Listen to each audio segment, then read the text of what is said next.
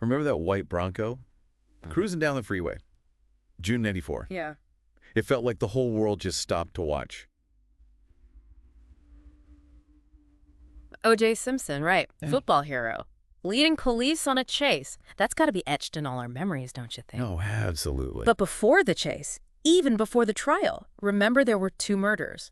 Brutal murders. Absolutely. Shook the nation. Nicole Brown Simpson, Ron Goldman, lives cut way too short. It's like that case exposed all these fault lines in America. Yeah. Race, celebrity, domestic violence, it all just came swirling together. Exactly. And today we're doing a deep dive into that whole O.J. Simpson saga. We're going way past the headlines, all the craziness the media stirred up. We really want to uncover the human stories. The real people. Yeah, right at the heart of it all. So we'll look at the prosecution, how meticulous they were, but then the defense, too. Their strategy was amazing. We'll explore it all. That whole legal battle, I mean, it captivated the world. The whole world. And for those of you who lived through it, think of it as revisiting a turning point. And if you didn't, get ready. Because this story, well, it might make you question everything you thought about justice, about fame, even about truth itself. Subscribe now. You're not going to want to miss this deep dive. It's one of the most compelling legal dramas ever.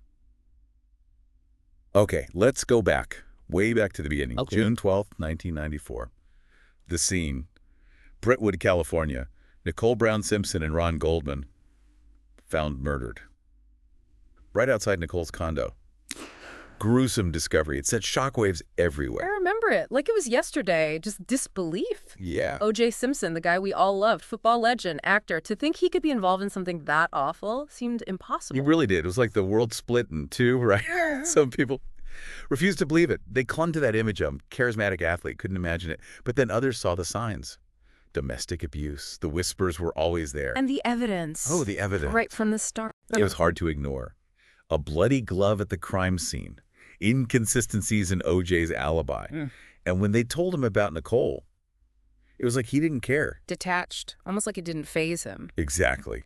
Red flags all over the place. And, you know, the police, they've made some big mistakes early on. Really? They interviewed O.J., but it was casual, almost like a friendly chat. You kidding? They didn't press him, didn't try to get a confession. Those missteps, well, they'd come back to haunt the prosecution later on. I bet. It's like O.J.'s fame got in the way. He was this huge celebrity. Part of American culture. Right. So maybe they hesitated. Couldn't wrap their heads around it. Maybe. Now, there's another person we have to talk about. Cato Kalin, O.J.'s house guest. This aspiring actor living in O.J.'s guest house, rent-free. And suddenly he's a key witness in a murder investigation. His story about the night of the murders, well, it seemed kind of ordinary at first. But then It became crucial. Absolutely pivotal. Cato's testimony, it was all over the place, rambling. Sometimes you wondered what it had to do with anything. But then there were these little things, these details. Like he mentioned hearing thumps on the wall that night. And O.J., his behavior was weird, both before and after. It just struck Cato as off. it's the little things, isn't it? They can carry the most weight in this case. Every tiny detail, every discrepancy, it was under a microscope.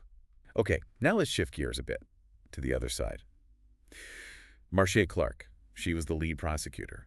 You know, in the years since then, she's had a bit of a comeback.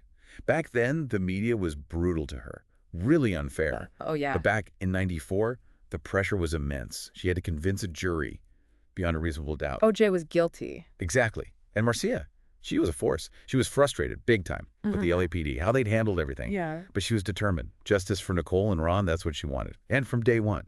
The tension between her and the defense, it was obvious.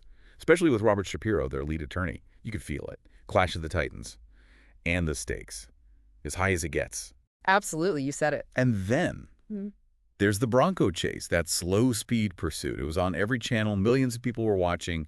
O.J. in that white Bronco. Yeah. On the verge of a breakdown. It felt surreal. Like a bad Hollywood movie. Not real life at all. Psychologists have looked back on that. Some think it was a cry for help. Maybe even. A suicide attempt. Yeah. But the media, they loved it. Every minute of it, they turned it into an event. They did. It was a defining moment. It cemented this case as more than just a legal battle. It was cultural. Everyone was talking about it. Now, we can't forget about Paula Barbieri, O.J.'s girlfriend. At the time, she was caught up in it all. Denial, guilt, fear, Her relationship with O.J., so complicated, full of manipulation, control. Paula's story's important, though. It reminds us how insidious domestic abuse is. She had been in abusive relationships before, and OJ, he was a master manipulator. He was. He used her vulnerabilities to keep her under his thumb, her perspective. Well, it shines a light on those scars abuse leaves, how hard it is to break free. It's so true. It reminds us there's so much more than just headlines and courtroom battles. Real people are hurting. They're carrying trauma. And sometimes the truth is just buried too deep. Exactly. And speaking of truth, we have to talk about Nicole Brown Simpson. It's easy to get lost in the legal stuff, the media circus, but she was at the center of it. We have to see her as more than just a victim, more than just a name. She had a life. She was a mother, a friend, a woman with her own dreams. Exactly. And when you look at the history of abuse she went through with OJ, It's devastating. it is. The violence, the apologies, the pressure to stay quiet. It's a reminder that domestic violence thrives in the shadows, even in seemingly perfect lives. Even in glamorous lives, in privileged lives, Yeah, appearances can be deceiving. they can. Behind closed doors, it can be a completely different story. Absolutely. Okay, so as this legal battle raged on, both sides were maneuvering like crazy. The grand jury, the defense's strategies, the media, it was constant. Like a chess match on a national stage. Then F. Lee Bailey joins the defense team. Renowned attorney, known for tearing witnesses apart. Oh, Bailey's reputation preceded him. It did. He was master of doubt. Find a crack in your testimony and he'd exploit it. Ruthlessly. Yeah, no mercy. Yeah. And him joining OJ's team, it showed just how aggressive they'd be. No holds barred. Right. It was a clash of legal titans. Yeah. A battle for control of the story. And everyone was watching. The whole world was watching. And you know what's so interesting? The OJ trial, it kind of became like a mini America. Oh, I see what you mean. Like all the big issues, all the tensions that were simmering in society, race, domestic violence, how we view celebrities, it all just Exploded. yeah, it was like the OJ case held up a mirror to all of it. It's true. It became this lightning rod. And speaking of perspectives, we got to talk about OJ's defense team. The Dream Team. Robert Shapiro. Johnny Cochran. F. Lee Bailey. It was like a legal all-star lineup. Each of them brought something different to the table. It was fascinating to watch. It was. What about Cochran's strategy? It was brilliant, but Controversial. yeah, for sure. He knew, though. He understood the tension between the black community and the LAPD. Especially after Rodney King. Exactly. And those LA riots, he tapped into that feeling. He turned the whole trial into a question of, Police misconduct. that's it, racial bias. Like, it wasn't just about OJ anymore. It was bigger. It was about a system that had been failing black Americans for years, and that closing argument, if it doesn't fit, you must acquit. Became a rallying cry. It did, a symbol of defiance. Then you have Bailey, and that cross-examination of Detective Mark Furman, key guy in the investigation. And Bailey just dismantled him. Textbook takedown. Exposed Furman's past, using racial slurs. So he painted him as a racist cop. Planting evidence, trying to frame OJ. Boom, the whole narrative shifts. Yeah. Not about OJ's guilt anymore. Now it's about corrupt cops. But let's not forget, there was a ton of evidence against OJ. Oh, yeah. A mountain of it. The glove, the DNA, witnesses putting him near Nicole's condo that night. The prosecution, Marcia Clark, they laid it all out. The timeline, the forensics. Seemed like an open and shut case. Right. But the defense, they were good. They picked it apart, little by little. Raising doubts. The glove didn't fit. Remember when they made OJ try it on in court? Of course. And then they questioned the DNA? It was pretty new back then. So they sowed doubt. Enough doubt to make those jurors hesitate. And that's all it takes sometimes. Just a little bit of uncertainty. The whole thing played out like a TV show. Months of it. Every twist and turn. And it's a spectacle. Everyone was glued to the news. The OJ trial became this cultural phenomenon. It tapped into all these anxieties in America. Race, class, what justice even mean? It sparked debates about police brutality, the media, what is truth. And then the verdict, October 3rd, 1995. Not guilty on all counts. The country just stopped. It was stunning. And the reactions so divided along racial lines, mostly Yeah. for a lot of black people. It felt like a victory against a system that had always been against them. But for others. Devastating, like justice hadn't been done at all. And then, after the trial? Things didn't exactly calm down. No, not at all. OJ still faced that civil lawsuit from Nicole and Ron's families. He ended up being found liable. And he had to pay a lot of money. A lot. And in that book he wrote, If I Did It, Oh, a yeah. hypothetical account of the murders. It didn't help his image. Nope. For a lot of people, it just confirmed their suspicions. Like he was taunting everyone. Exactly. And all his actions after the trial? No remorse. Almost like he was detached from it all. And then the legal troubles kept piling up. He became this tragic figure, deeply flawed. But through all of that, all the legal drama, the media circus, we can't forget about the victims' families. Nicole Brown Simpson, Ron Goldman. Their lives are stolen.